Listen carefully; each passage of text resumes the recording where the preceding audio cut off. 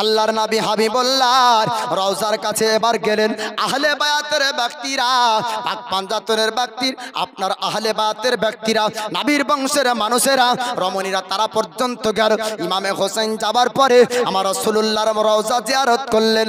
আল্লাহর নবীকে ডাক দিয়ে বলেন, নানা যান, আজকে আপনার নবাসা, আজকে হোসেন কারবালার জমিনে যাবে, আজ কারবালার জমিনে রওনা হয়েছে, আপনি একটু বিদায় দেন, বিদায় দেন।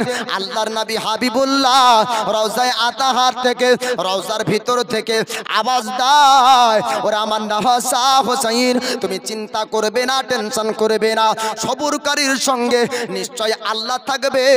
আপনার ইমামে হোসেন আপনার রওজা জিয়ারত করার পর এবার সোনার মদিনা থেকে আপনার রওনা হতে লাগলেন ইরাকের সরজমিনে, তো আপনার কুফার জমিনে আপনার ইমামে হোসেন তিনি আসবেন।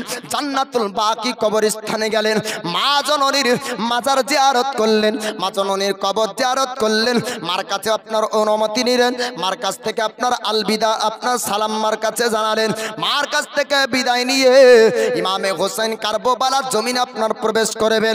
কারবালার জমিনের রাস্তায় যেতে যেতে যেতে আপনার কারবালাতে আপনার যখন পৌঁছালো, সমস্ত আপনার ইয়াজিদ বাহিনীরা, ইবনে জিয়াদ আপনার সীমাররা, তারা আপনার খবর পেয়ে গেল ইমামে হোসেন কারবালা জমিনে আপনার কদম রেখেছে, ইমামে হোসেন আপনার কোফার জমিনে এসেছে, তারা আপনার খবর পেয়ে গেল। ইবনে জিয়াদ গভর্নর বলল, ও সেনা বাহিনীরা, তোমরা সবাই শোনো, শোনো, হোসেনের কাছে সাক্ষাৎ করতে হবে, হোসেনের কাছে যেতে হবে। তার সে কি চায় যে ইয়াজিদের বায়াত প্রচার করবে, যদি ইয়াজিদের বায়াত প্রচার করে দেয় তবে হোসেনের উপর আক্রমণ হবে না, হোসেনকে আঘাত হবে না, হোসেনের সঙ্গে কোনো দ্বন্দ্ব থাকবে না। আল্লাহর নবীর নওয়াসা সাজ্জাদনা ইমামে হোসেনের কাছে আপনার আসলো। আপনার আসার পরে ইবনে জিয়াদ বলল, ওগো হোসেন, একটু তুমি জানিয়ে দাও ইয়াজিদের পক্ষ থেকে তুমি কি বায়াত প্রচার করবে? ইয়াজিদের বায়াত যদি মানুষের কাছে করো তবে তোমার উপর কোনো আমরা দুশমনি করব না, তোমার সঙ্গে আমরা কেউ দুশমনি করব না, তোমাকে কেউ আঘাত করবে না, তুমি একটু জানিয়ে দাও, জানিয়ে দাও, তুমি কি ইয়াজিদের বায়াত প্রচার করবে? ইমামে হোসেন বললেন, না না, আমি যদি ইয়াজিদের বায়াত প্রচার করতাম তবে আমি মদিনা থেকেই বায়াত প্রচার করতে পারতাম।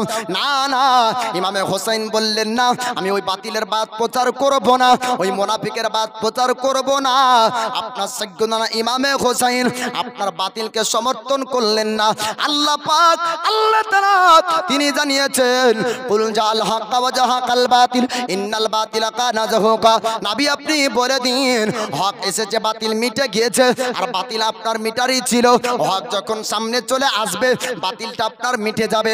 অন্ধকার আছে, আলো যখন চলে আসবে অন্ধকার আপনি দূর হয়ে যাবে।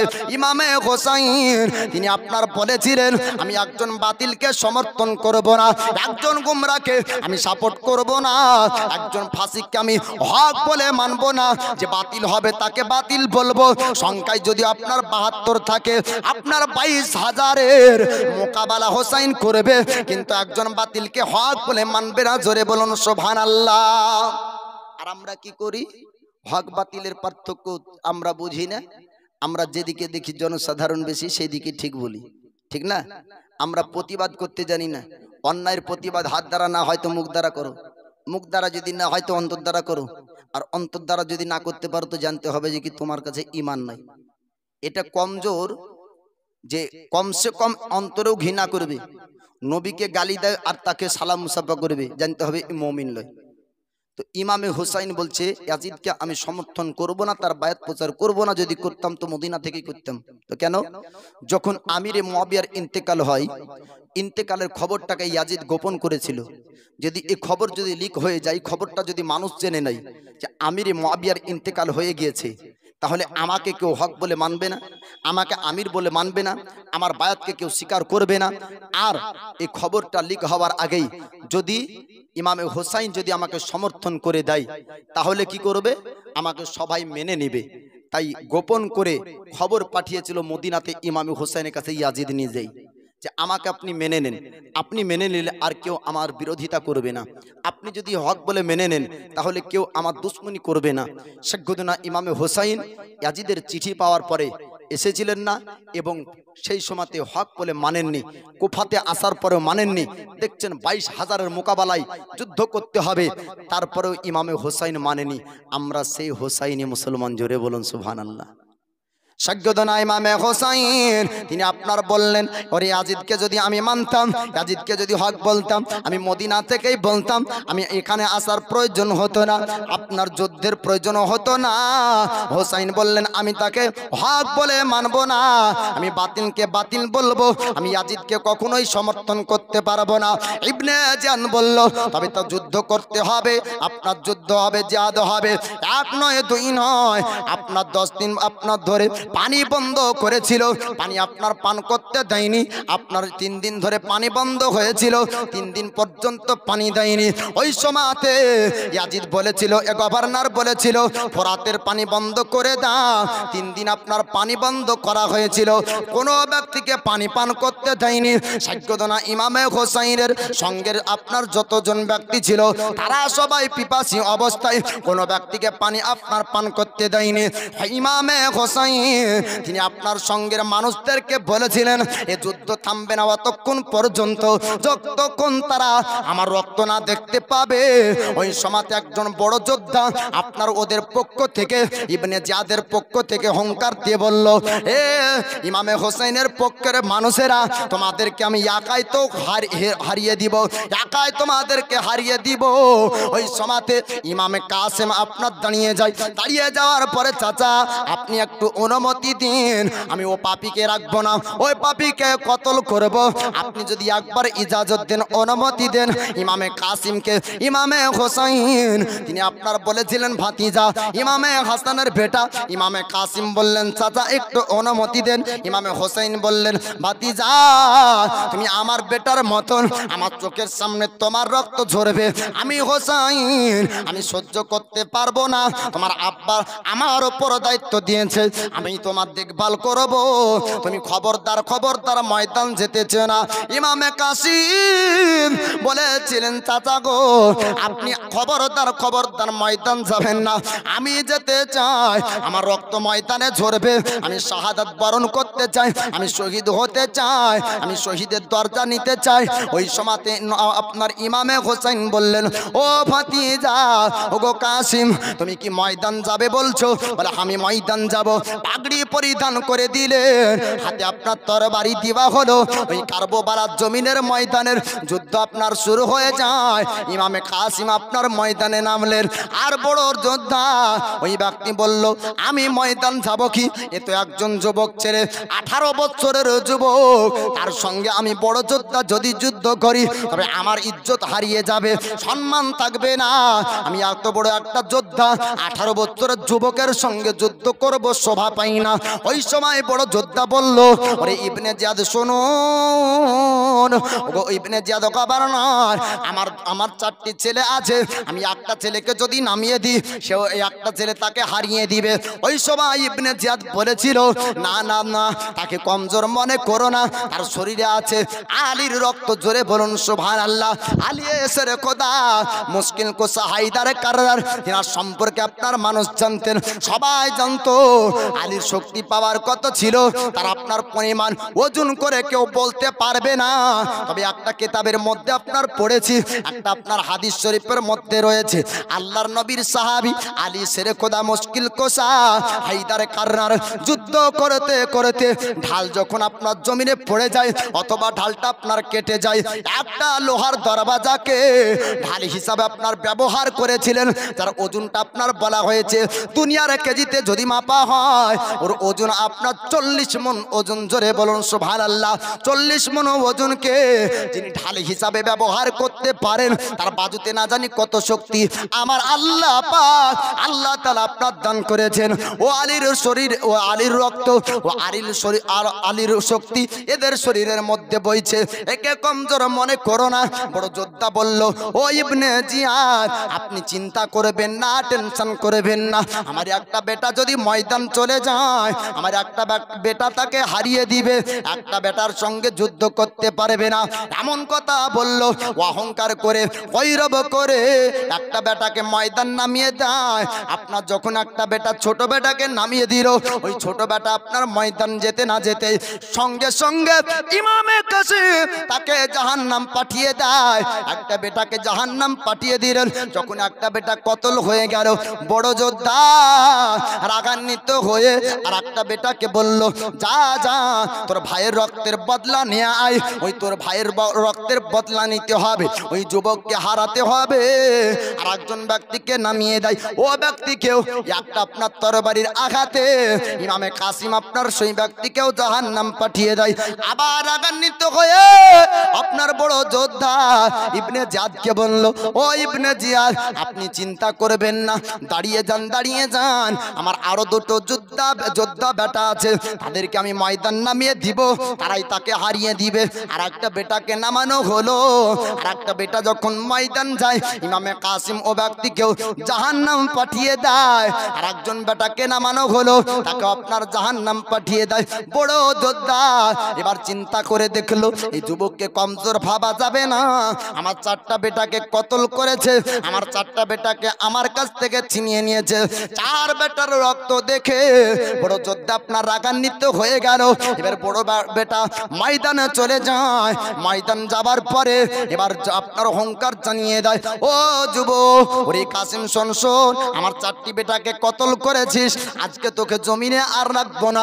ওই সময় ইমাম কাসিম তিনি আপনার বলেছিলেন, আমি দূর থেকে মনে করলাম তুমি বড় একটা যোদ্ধা, কিন্তু না না, তুমি যদি বড় যোদ্ধা হতে, তুমি যদি বড় পালওয়ান হতে, তবে তোমার কি মাথায় বুদ্ধি থাকতো না?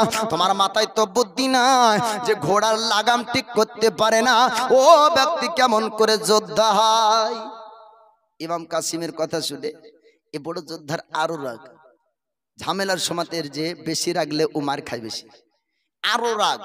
রাগের পরে যখন পিছনে তাকিয়ে দেখে যে ঠিক আছে কিনা, ঘোড়ার সব দড়ি টড়ি বাঁধা, যেমনই দেখতে যাবে একবার একটা গর্দনে তরবারির আঘাত করে ইমামে কাসিম, সঙ্গে সঙ্গে এ ব্যক্তি জাহান্নাম চলে যায়, অর্থাৎ কতল হয়ে যায়। জোরে বলুন সুবহানাল্লাহ। জি, এবার ইমামে কাসিম ছুটতে ছুটতে সাইয়্যিদুনা ইমামে হোসেনের কাছে আসেন। হলকম দেখায়, চাচা একটু যদি পানির ব্যবস্থা হতো, 22,000 আমার সামনে দাঁড়াতো না। জোরে বলুন সুবহানাল্লাহ। ইমামে হোসেনকে হলকম দেখিয়ে যায়। ইমাম কাসিম বললেন, চাচা গো, একটু পানি যদি পান করতে পেতাম, আমার পিপাসাটা যদি নিবারণ হয়ে যেত, পিপাসাটা যদি মিটিয়ে যেত, আমি তো যুদ্ধ করতাম, 22,000কে আমি জাহান্নাম পাঠিয়ে দিতাম। ওগো চাচা, একটু পানি পান করতে চাই, আমার হলকমটা শুকে গিয়েছে। ওই সময় ইমাম হোসেন বলেছিলেন, ভাতিজা, আজকে পিপাসা সহ্য করে না, আজকে পিপাসা সহ্য করে না। তোমার নানা, আমার নানা, কাল কিয়ামতের দিন হাউজে কাউসারে পানি নিয়ে উপস্থিত থাকবেন।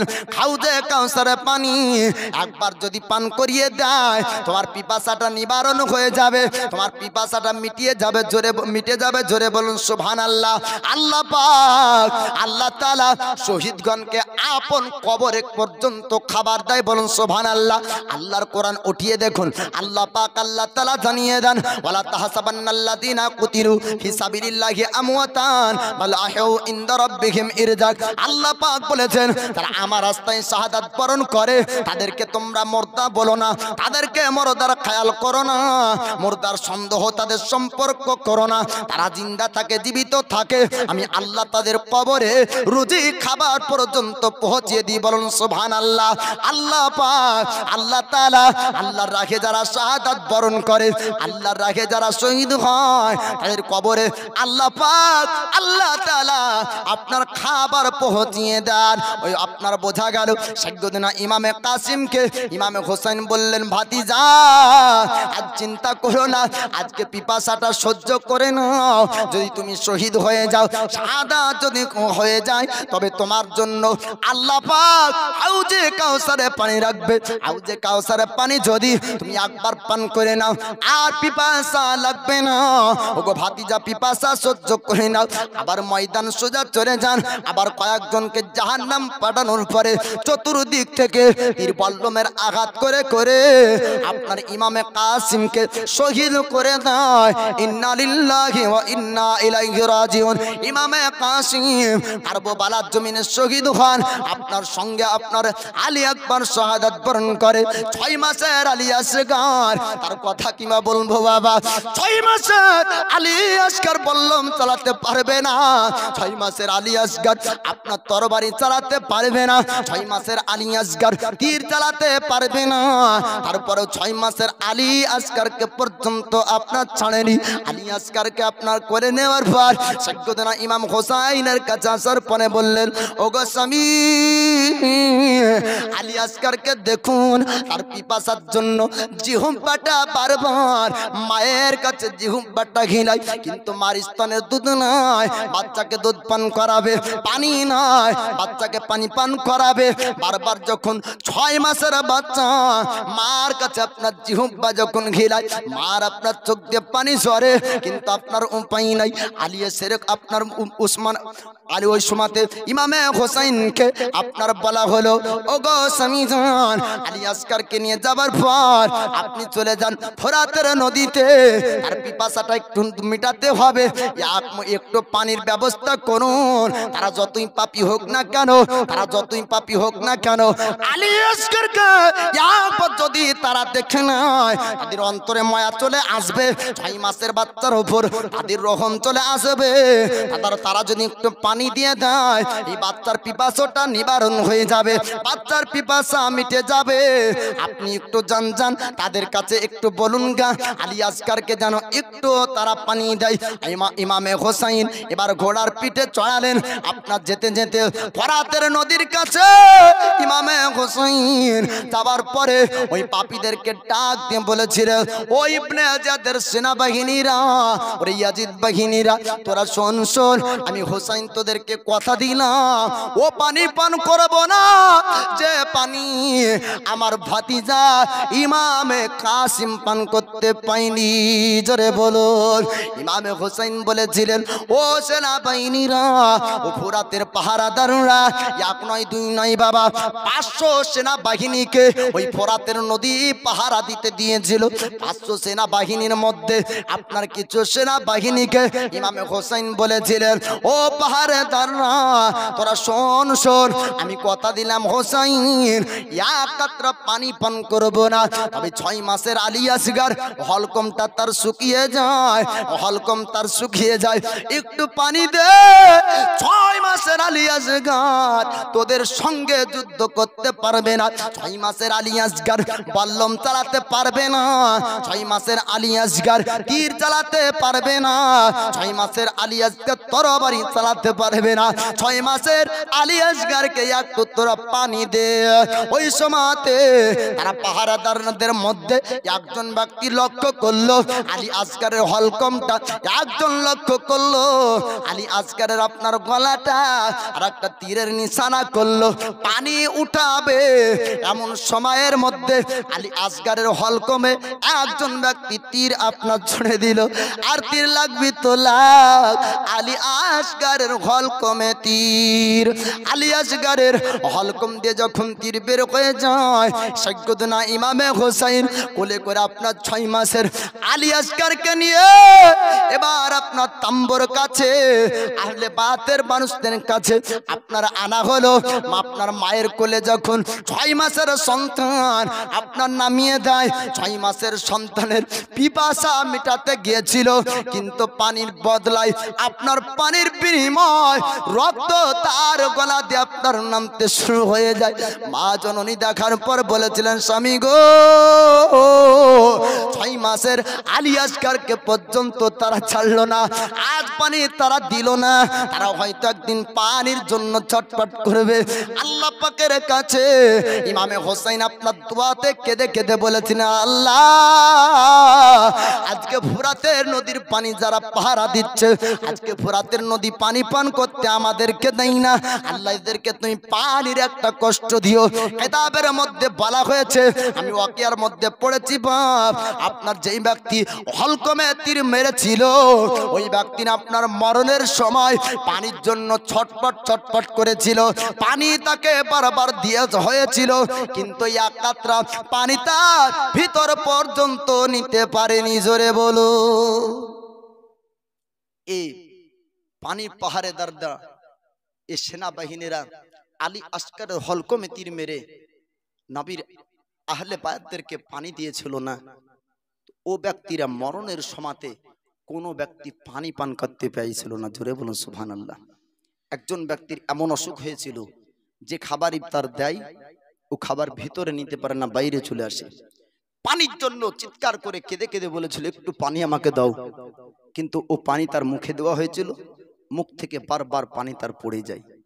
আলী আসকার, আলী আকবর, ইমাম কাসিম, হারিস সমস্ত ব্যক্তি শহীদ হয়ে যাওয়ার পর আউন মোহাম্মদ আপনার ইমামে হুসাইনের ভাগ্নে তারা আসার পরে ইমামে হুসাইনের কাছে আসার পরে বলছেন মামা আমরাও শহীদ হব। জোরে বলুন সুবহানাল্লাহ। মামা গো আপনি আমাদেরকে ছেড়ে আপনি কারবালায় যাবেন না, আমরা শহীদ হব। ওই সময়তে জৈনবা আসার পরে বলছেন এরাও শহীদ হতে চায়, আপনি এদেরকেও নেন। বলে আমার চোখের সামনে আমার ছোট ছোট ভাগনারা শহীদ হবে, আমি কেমন করে সহ্য করব। বোন বলে ওগো ভাই, কিয়ামতের দিন যদি আমার মা ফাতিমা জিজ্ঞাসা করে যে হোসাইনের সঙ্গে তোমরা ছিলে, হোসাইনকে কি দিয়েছো, তো ও কিয়ামতে আমি বলতে পারবো দুই সন্তান দিয়েছি। জোরে বলুন সুবহানাল্লাহ। তারাও শাহাদাত বরণ করেন, শহীদ হন। এবার জয়নাল আবেদিন যুবক, এ জয়নাল আবেদিন বলে আব্বাজান একে একে সবাই শহীদ হলো, আমিও শহীদ হতে চাই, আমাকে ময়দান যেতে দেন। একমাত্র পুরুষদের মধ্যে একজন ব্যক্তি জীবিত ছিলেন, ইমামে হুসাইন রেখেছিলেন, তার নাম হলো জয়নাল আবেদিন। এই জয়নাল আবেদিনের কথা ইমামে হুসাইন শুনলেন না। ইমামে হুসাইন বললেন আমার নানাকে বলেছিল যে আমার নানার বংশে পুরুষ ব্যক্তি নাই, অর্থাৎ নানার বংশ থাকবে না, আমার নানার বংশ থাকবে দুনিয়াতে। এই জয়নাল আবেদিন শোনো, তোমাকেও যদি ময়দান পাঠিয়ে দিই তারপরেও ময়দানে যুদ্ধ বন্ধ হবে না যতক্ষণ তারা আমার রক্ত না পাবে। আমার রক্ত পেলে এই ময়দানে যুদ্ধ বন্ধ হয়ে যাবে। সৈয়দনা ইমামে হুসাইন জয়নাল আবেদিনের মাথাতে পাগড়ি পরিধান করে তাকে রেখে আপনার ময়দানে যাবেন। জহরা কে বাবা শুনে ইল্তিজা মদিনা बोला लीजिए। জোরে বলুন সুবহানাল্লাহ সুবহানাল্লাহ। এই জহরা বলতে ফাতিমা জহরা, এনার আব্বা হচ্ছেন দয়ার নবী মুস্তাফা। আমরা আশিকে রসুল নবী প্রেমিক ব্যক্তি, আমাদের আশা হলো সোনার মদিনা যাওয়ার ইচ্ছা আছে না নাই? যেন আল্লাহ পাক কবুল করুক, সকল বলুন আমিন। अजहरा के बाबा सुने इल्तिजा मदीना बुला लीजिए, मदीना बुला लीजिए। आका कहीं मर न जाए, कहीं मर न जाए गुलाम आपका, मदीना बुला लीजिए, मदीना बुला लीजिए। सताती है मुझको, रुलाती है मुझको ए दुनिया बहुत आजमाती है मुझको, सताती है मुझको, रुलाती है मुझको ए दुनिया बहुत आजमाती है मुझको। हो दुनिया की बातों से टूटा हुआ मदीना बुला लीजिए। आका कहीं मर न जाए गुलाम आपका, मदीना बुला लीजिए। अजहरा के बाबा सुने इल्तिजा मदीना बुला लीजिए, मदीना बुला लीजिए। बड़ी बेकसी है बड़ी बेकरारी न कट जाए आका यूं ही उम्र सारी बड़ी बेकसी है बड़ी बेकरारी न कट जाए आका यूं ही उम्र सारी कहा जिंदगानी का कुछ है पता मदीना बुला लीजिए आका कहीं मर न जाए गुलाम आपका मदीना बुला लीजिए जहरा के बाबा सुने इल्तिजा मदीना बुला लीजिए मदीना बुला लीजिए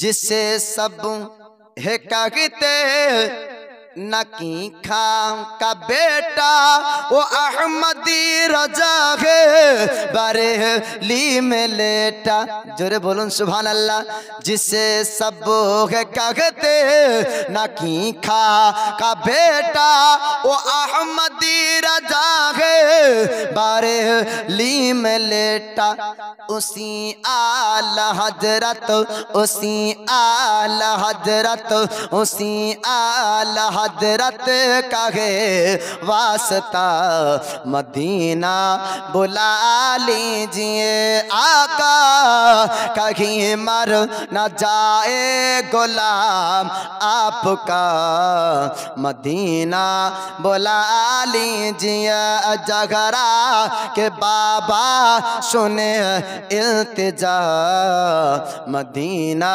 बुला लीजिए ना इतना मैं माँ और बाबा को चाहो तुम्हें जितनी न चाहो किसी को न चाहो ना इतना मैं माँ और बाबा को चाहो तुम्हें जितनी न चाहो किसी को न चाहो मेरे बाल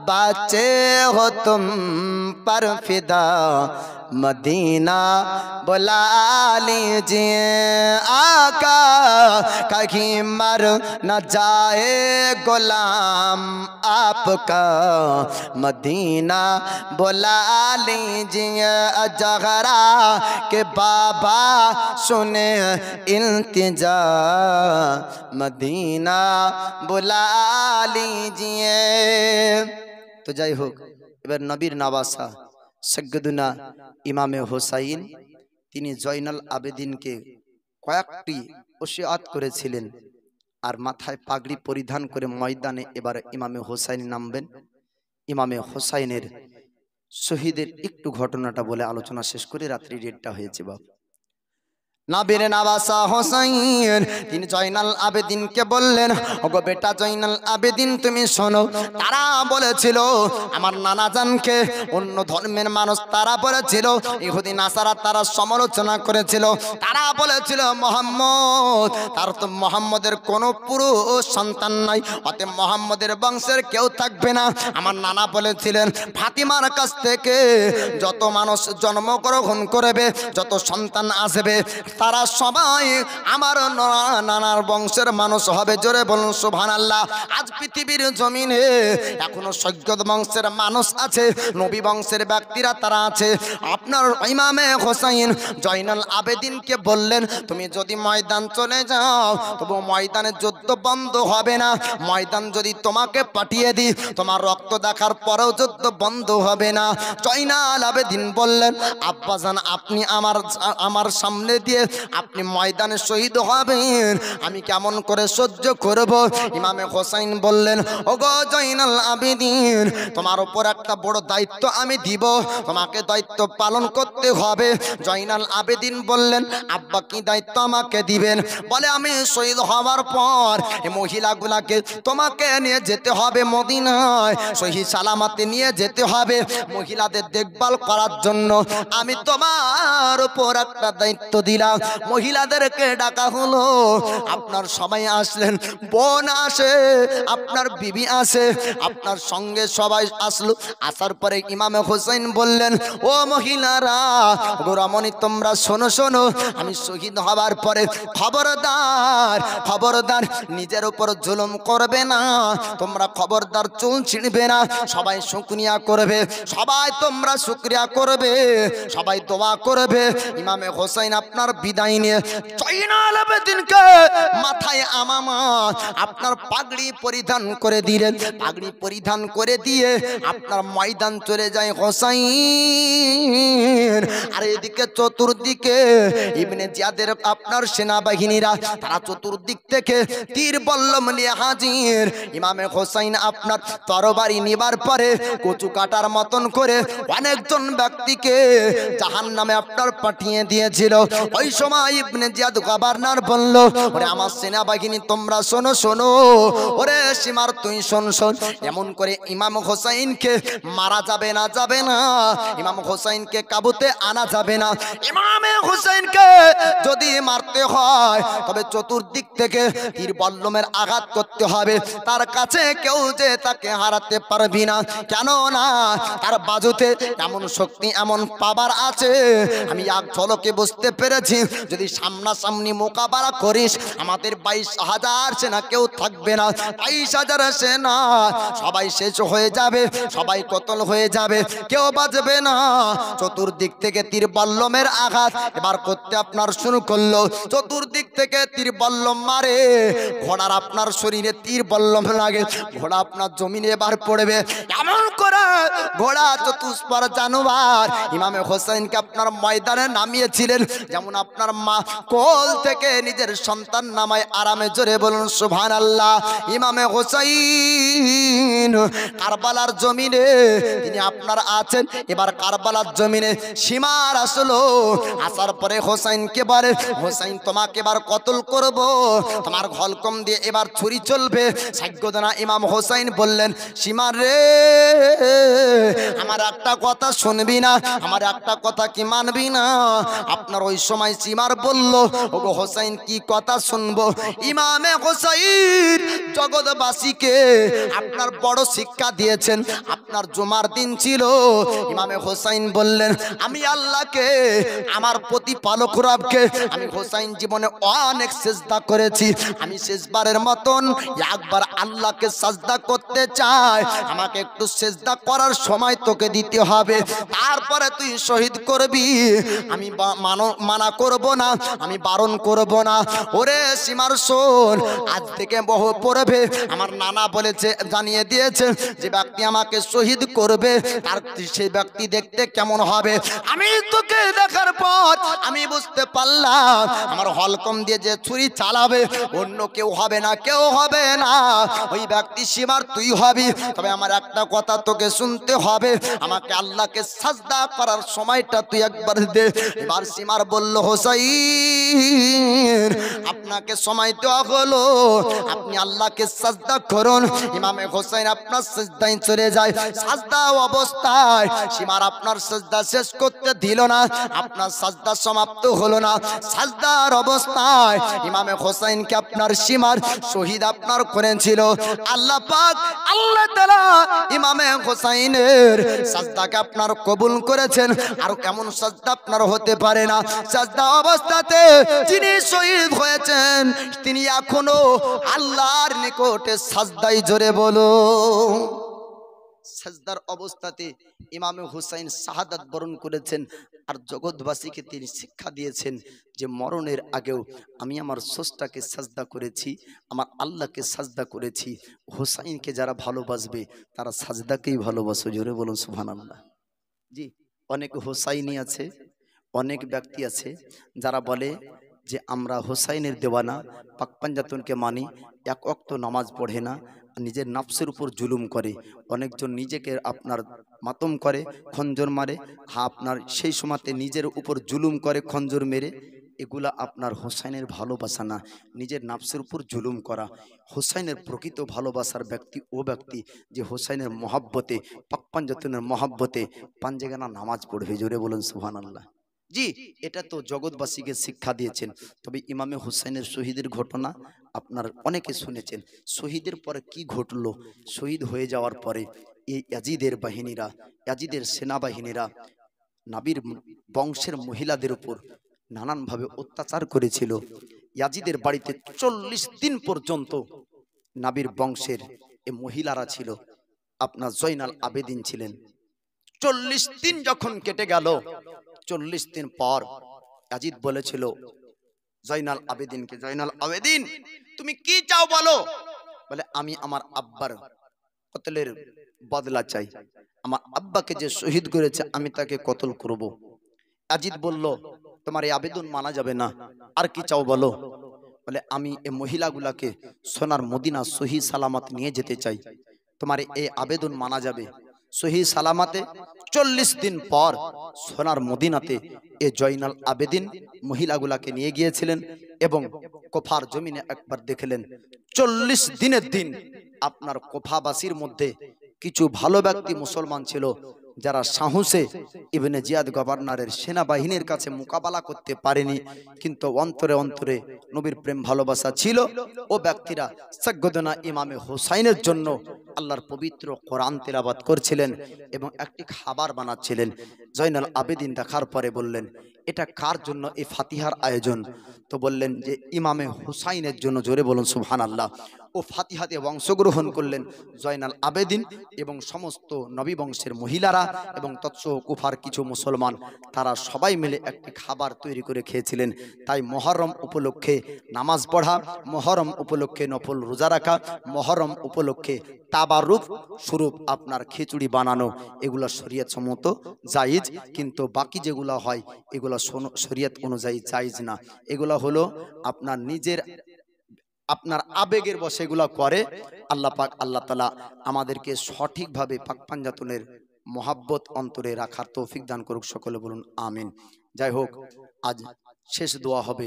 আজকের মাহফিলের 2024-এ শুরু হয়েছিল, 2025-এ দোয়া হবে। আমি যুবক ভাইদেরকে বলবো যারা রাস্তাতে এইদিকে ওদিকে আছেন, এই দোয়াতে শরীক হন। আজকের এই প্রথম বছরের প্রথম তারিখ আল্লাহ পাক আল্লাহ তাআলা এত সুন্দর এই মাহফিল সাজানোর তৌফিক দিয়েছেন আপনাদেরকে।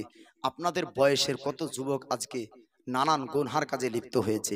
আল্লাহ পাক আল্লাহর রহমত যে সে সমস্ত গুনহার কাজ আপনাদের দ্বারা না করিয়ে আল্লাহ এ নেক কাজ করার তৌফিক দিয়েছেন। আমি দেখলাম মাহফিলের আয়োজনকারী ব্যক্তিরা অনেক আয়োজন করেছেন। মনে হয় শ্রোতাদের জন্য খাবারেরও ব্যবস্থা ছিল নাকি না। যাই হোক, তাহলে এই ফিস্ট না কি বলছে পিকনিক, হ্যাঁ, এই পিকনিক করে অনেক ব্যক্তি কি করবে, নানান হারাম জিনিস খাবে, গান বাজাবে, ঢোল ঢাক বাজাবে। আল্লাহ পাক আল্লাহ তাআলা ও সমস্ত খারাপ জায়গা থেকেও যেন আমাদের মুসলমান ভাইদেরকে ভালো জায়গাতে আল্লাহ পাক আনার তৌফিক দান করুক। সকলে বলুন আমিন। ওয়াখিরে দাওয়ানা আনিল হামদুলিল্লাহি রাব্বিল আলামিন। ভাষাগত কোনো ভুল হলে ক্ষমা দৃষ্টিতে দেখবেন। কোরআন হাদিস থেকে ভুল করলে আল্লাহর কাছে ক্ষমা প্রার্থী।